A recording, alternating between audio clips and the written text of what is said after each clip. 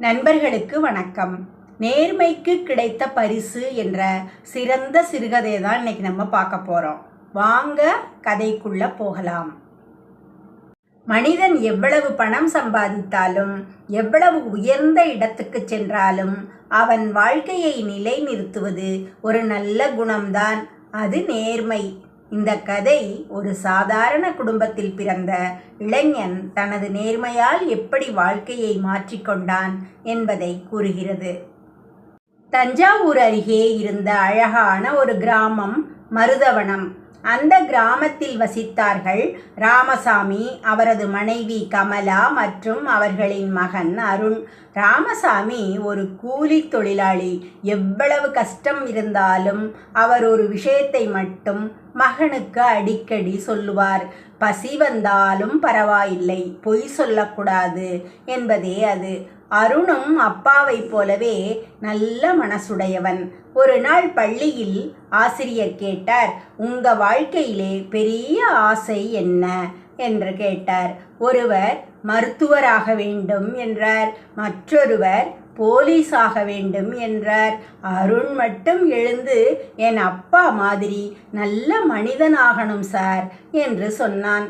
அந்த வார்த்தையை கேட்ட ஆசிரியரின் கண்கள் கலங்கின. வாழ்க்கையின் சோதனை ஆரம்பமாகியது. காலம் நகர்ந்தது. அருண் கல்லூரி படிப்பை முடித்தான். ஆனால் வேலை கிடைக்கவில்லை. வீட்டில் வறுமை அதிகமானது. கமலாவுக்கு உடல்நிலை சரியில்லை. மருந்து வாங்க கூட பணம் இல்லை. ஒரு நாள் வேலைக்கு சென்ற ராமசாமி திடீரென மயங்கி விழுந்தார். மருத்துவர் கூறினார், உடனே சிகிச்சை செய்யணும் என்று சொன்னார். அதற்கு பெரிய தொகை பணம் தேவைப்பட்டது. வீட்டில் இருந்த நகையையும் கமலா கொடுத்தார். ஆனால் அது போதவில்லை. அந்த இரவு அருண் தனியாக வெளியே நடந்தான்.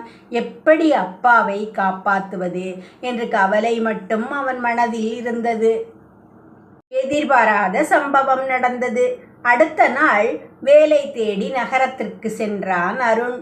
பேருந்து நிலையத்தில் அமர்ந்திருந்த போது அருகில் ஒரு பழுப்பு நிற பை கிடந்தது. அதை திறந்து பார்த்தான். அதற்குள் நிறைய பணம் இருந்தது. தங்க நகைகள், முக்கிய ஆவணங்கள் போன்றவை இருந்தன. ஒரு கணம் அவன் மனம் தடுமாறியது. இந்த பணம் இருந்தா அப்பாவை காப்பாற்றலாம் என்று நினைத்தான். ஆனால் உடனே அப்பாவின் வார்த்தை நினைவுக்கு வந்தது.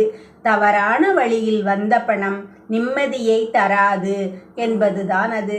அருண் உடனே அந்த பையை போலீஸ் நிலையத்தில் ஒப்படைத்தான்.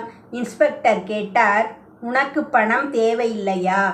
அருண் அமைதியாக சொன்னான், தேவை சார், ஆனா இது என்னோடது இல்லை என்று சொன்னான். அந்த பை ஒரு பெரிய தொழில் அதிபருடையது. அவரின் பெயர் சிவனேசன். அவர் தவறுதலாக அந்த பையை விட்டிருந்தார். போலீசார் தகவல் கொடுத்ததும் அவர் உடனே வந்தார். பையை திறந்து பார்த்தார். ₹1 கூட குறையவில்லை. அவர் அருணை பார்த்து ஆச்சரியப்பட்டார்.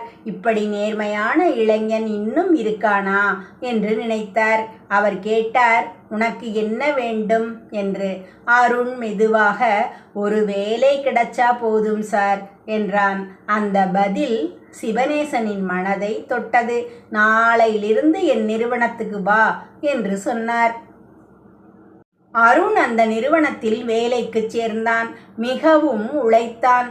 அவன் நேர்மை, பொறுப்பு, பணிவு எல்லாம் அனைவரையும் கவர்ந்தது.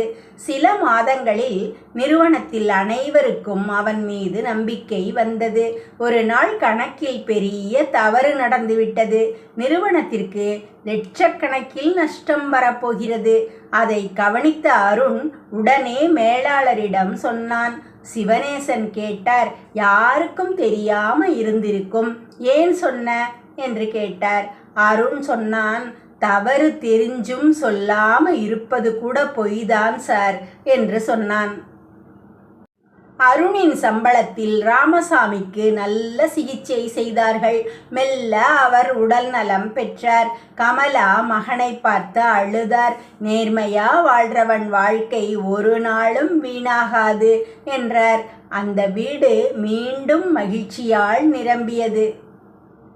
ஆனால் அவனது நிறுவனத்தில் அருணின் வளர்ச்சி பிடிக்காதவர்கள் இருந்தார்கள். அதே நிறுவனத்தில் வேலை பார்த்த பிரகாஷ் என்ற ஒருவர் அவனை வெறுத்தார். இவன் நல்லவன் மாதிரி நடிக்கிறான் என்று பின்னால் பேசுவார். ஒரு நாள் நிறுவனத்தில் பெரிய தொகை பணம் காணாமல் போனது. சந்தேகம் அருணின் மீது விழுந்தது. ஏனெனில் அந்த அறைக்குள் கடைசியாக சென்றது அவன்தான். அனைவரும் அதிர்ச்சி அடைந்தனர். ஆனால் சிவனேசன் மட்டும் அமைதியாக சொன்னார், அருண் இதை செய்ய மாட்டான் என்று உறுதியாக சொன்னார். உண்மை வெளிச்சத்திற்கு வந்தது. அந்த இரவு அலுவலக கேமரா பதிவுகள் பார்க்கப்பட்டன. அதில் உண்மையான திருடன் பிரகாஷ் என்பதும் தெரிய வந்தது. அனைவரும் அதிர்ச்சி அடைந்தனர். பிரகாஷ் தலை குனிந்து நின்றான். சிவனேசன் கோபமாக கேட்டார், நேர்மையான மனிதனை பழி சுமத்துறது மிகப்பெரிய தவறு என்று கண்டித்தார். அருணிடம் அனைவரும் மன்னிப்பு கேட்டனர். சில நாட்கள் கழித்து நிறுவன ஆண்டு விழா நடந்தது. அனைவரும் கூடியிருந்தனர். மேடையில் சிவனேசன் பேசினார். இந்த நிறுவனத்துக்கு மரியாதை கொண்டு வந்தவன் ஒருத்தன், அவன் அருண் என்று சொன்னார். அனைவரும் கைதட்டினர். அவர் தொடர்ந்து சொன்னார், இன்றிலிருந்து அருண் இந்த நிறுவனத்தின் புதிய இயக்குனர் என்று சொன்னார். அந்த செய்தியை கேட்ட அருணின் கண்களில் கண்ணீர் வழிந்தது. அவன் மேடையில் நின்று சொன்னான், இந்த பரிசு எனக்கு கிடைத்ததற்கு காரணம் என் அப்பா கற்றுக் கொடுத்த நேர்மைதான் என்று சொன்னார். ராமசாமி மகிழ்ச்சியில் அழுதார். நேர்மைக்கு கிடைத்த வெற்றி. காலம் கடந்து சென்றது. அருண் பெரிய மனிதனானான். ஆனால் தனது பழைய வாழ்க்கையை மறக்கவில்லை. ஏழை மாணவர்களுக்கு உதவி செய்ய ஆரம்பித்தான். ஒரு நாள் ஒரு சிறுவன் கேட்டான், அண்ணா, நீங்க எப்படி இவ்வளவு பெரிய ஆளானீங்க என்று கேட்டான்.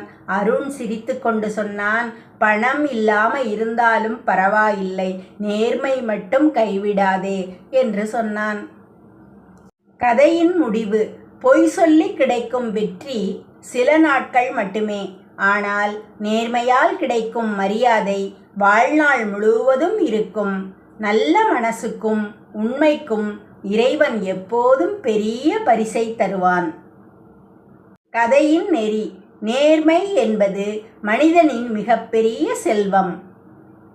இந்த கதை உங்களுக்கு பிடிச்சிருந்தா லைக் பண்ணுங்க, ஷேர் பண்ணுங்க, சப்ஸ்கிரைப் பண்ணுங்க நண்பர்களே.